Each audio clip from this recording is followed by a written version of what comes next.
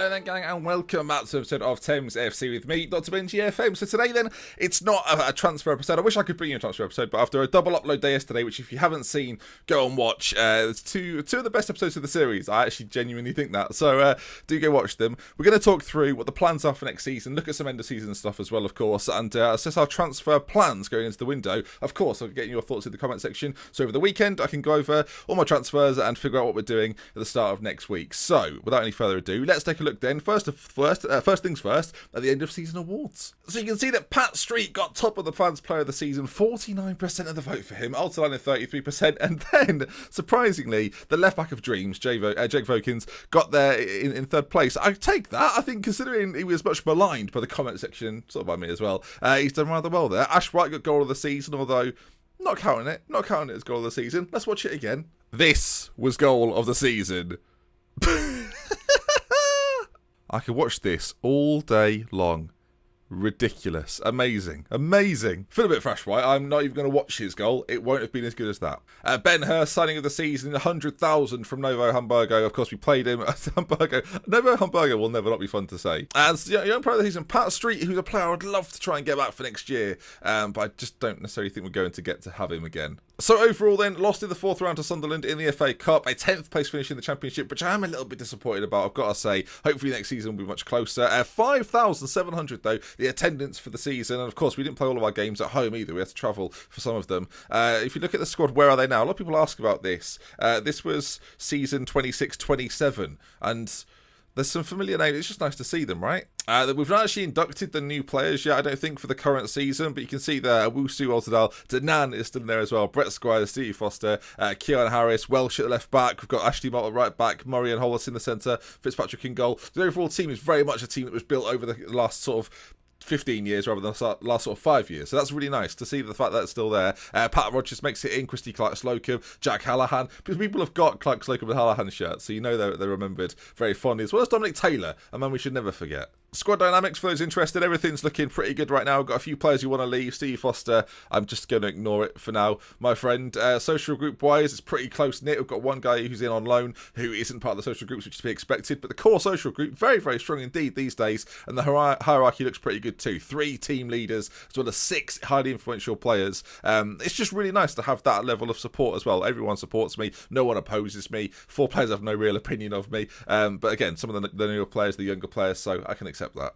End of season meeting, I think we should definitely say we should come next season and go for that top half position again, and we'll see what they say. They like that, but of course we're gonna aim for the playoffs next season. That goes without saying.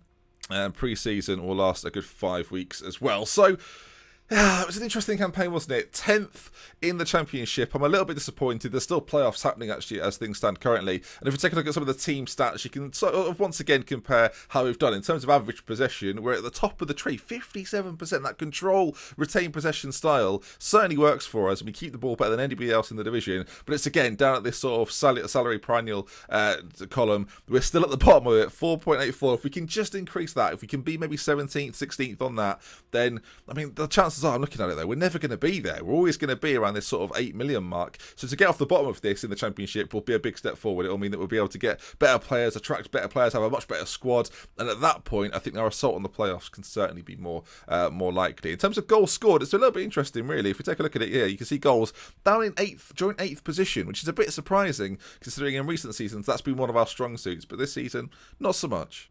To be fair though, team goals conceded, we're not top of that list anymore either, or at the bottom of that list as it would be. We've been pretty average. So again, if we can get more goals, concede a little less, then we'll certainly rise up the table. And that could be the difference next season between the playoffs and, again, a sort of a 10th to 7th place finish. So we need to try and push on next season. And part of next season revolves around the personnel of the players. I say part of it, most of it. So looking at the contracts going into next season, you can see there's quite a few players, of course, who will leave on loan deals. I am going to try and get Joe Holmes and I'm trying to get Robbie Edmund both back on loan next season. I think having them as a solid back two partnership, they've been here for a few years, especially Robbie Edmund. This will be his 4th season if he comes back to me. West Brom have accepted the loan offer, so I'd love to have them two again next year as our back two. I don't think that's where the problem lies. I think the problem lies maybe sometimes in goal, but mainly in those wing back areas. Pat Street, I don't think we're going to get him back somehow. His contract's up at United, so we could maybe get him on a free, but I think it's unlikely. Colin Harvey might well return. I think he's a really good player. If Watford don't want him, we certainly will do. Reece Johnson, he's been a really good player for me. I think he's actually done okay. I slagged him off a little bit in a recent episode, but I think overall, he's not been too bad. I mean, he's close to a 7 rating there. If he gets it, I'm a little bit happier about it. He's one off, though, so I can't complain too much, right? Mark Green, good when he came in, did a decent job for me when he was here. And again, Keon Harris is leaving to go to Scotland. Connor O'Kelly, Kay Morris, and Dennis, they'll all leave now. I can't imagine they'll stick around much longer. And especially with that top 3, Morris, Reed, and Dennis, those 3 going out will give us a lot more room to manoeuvre in terms of wage budget. So that should be quite exciting. And hopefully we'll get the best out of players that we bring in with that money that's available to us.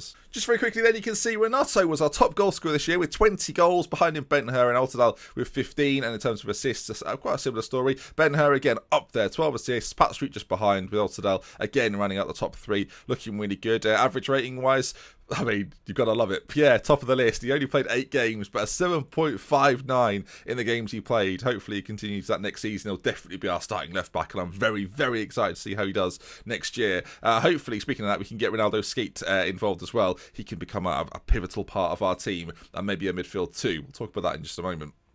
The rest of the squad, I've done okay. It's been a bit of a disappointing season all in all. Appearance making, because again, Pat Street, can see why I want to get him back again. Very reliable, always fit, always available, and when he plays well. I would love to have him again next season. I just don't see Manchester United giving us the option to have him. But again, if they don't re-sign him, I'd love to get him in. I think he's a really, really good player.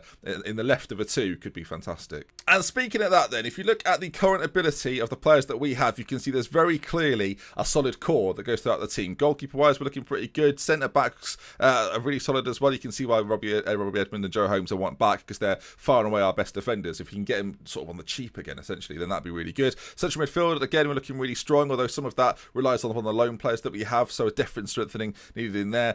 Same for attacking central midfielders. Of course, Johnson's going to leave. We've still got Renato, we've still got Conlon, who are going to be part of the squad next year. Then up front, a very good story for us. Ben-Hur, Renato and Altidal. But it's these wide areas, folks. Left back is now sorted, but left wing, and right back all need some work. And the reason they need work, folks, is this is the formation I would love to play next year. Give me your thoughts on it. Have you used it this year? What combinations have you used? Sometimes getting these 3 right is very, very important. I often quite like a deep line playmaker next to maybe a box-to-box midfielder, and then a playmaker in front as well. I don't mind having 2 playmakers in this sort of system, but I need to try and find the right balance. So if you've got any thoughts, let me know. If I could get attacking fullbacks that push forward, and obviously I've got the cover of the 2 wide players, I think it'll make us less vulnerable from wide positions, especially when the crosses come in. I mean, we don't deal with them very well at all. I mean, if we get isolated in fullback areas, we've seen it a lot this season. So if we can try and fix that, that could be perfect. It doesn't need an over-reliance on loads of strikers either. Of course, we've been using 3 strikers for 2 roles, which is never really wise. But if you've got 3 strikers, if you've got Altidal, you've got Ben-Hur, and you've got Renato playing as those 3 strikers,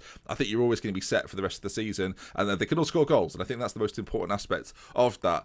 Altidal, of course, is the main man. Ben-Hur's injury concerns are a bit of a worry. And then you've got Renato, who without all of that got goals. So it's an interesting time for me next season. I think striking is going to be really important. Who we get into this position as well is going to be key. I think in terms of players that we need for next season, then there's lots of spaces to go. I think apart from the centre-backs, and maybe we'll play Sam Reed, maybe it'll be Lazaro in goal. I've got to trust Lazaro at some point. Maybe next season is that season. But full-backs and wide players, an absolute must. And that will be where the main focus of our transfer window will go. So in terms of balance, 1.7 million. And the most interesting factor, to me at least, about that is that it's exactly the money we got for Tyler Davis, which means we'll set ourselves up in a much stronger position next season. You remember last year, we had sort of £700,000 worth of debt? Not this time around. We go into the next summer window with a decent, hopefully, transfer budget. This hasn't been set for me yet, so I'm interested to see what we get. Obviously, we'll get it at the end of the season, and I'll let you know what that was if and when we make some transfers. But it's nice to be at this base now, rather than being in mass amounts of debt. We can use the money that we've earned from some transfers, which we've never been able to do before, and again, it gives us such a better financial footing going into next season, and then the ability to build off that is so much more important. Of course, we'll get some solidarity payments and things like that. That will obviously help the balance massively. But yeah, so far so good. And of course, new stadium or expanded stadium, more attendances, and hopefully more season ticket holders. If we take a quick look at that as well, in the general section, 3,158 season ticket holders. That's an awful lot now. So hopefully if that keeps rising, we should be good to go. The chairman seems pretty happy. There's no need to change owners at the moment, and everything's looking pretty rosy for Thames. Sure, we didn't go up again, and that's becoming a little bit of a theme perhaps for Thames at the moment. We're keeping in this division for a little while, but a 12th place, an 8th place and a 10th place, we're very much an average side in the Championship, and to do that after promotion from League One, I think think is still pretty good. And that's going to bring us, I think, then to the end of this episode. It was a little run through. I always think it's nice to look back on these in the future. Like when I go back and watch episodes or series, I often come back to these videos because they're quite a good timestamp of how things were going and how we're getting on. Of course, we have to build around Pierre next year. He's going to be one of the mainstays of the club. Not a leader. It was a bit of a shame because I would have liked to have made him a captain maybe one day, but doesn't look like it's going to happen. But we've got to train him in sort of a fullback role, which he's already pretty good in actually, and that's been something we've lacked a lot this season. But again, those wide positions, they're the areas we need to focus on, and hopefully next time we meet on Monday, that will be the case. Of course, again, leave your thoughts in the comment section down below, and if you enjoyed this video, do leave a like. If you want to see some more, subscribe to the channel. Thank you so much for the support in the series. Thank you for the support on Patreon. Everyone's tweeting me on Twitter, people that have bought shirts, getting involved in the Discord chat. It's been, I'm going to say it, I think, and this is brave to say the championship, I think it's my favourite series ever because of how much people are involved, and I absolutely love that. So from me to you, thank you for watching, and I'll see you on Monday for more. We love with care. From me to mention. Until next time, stay humble, stay handsome, and I'll see you again.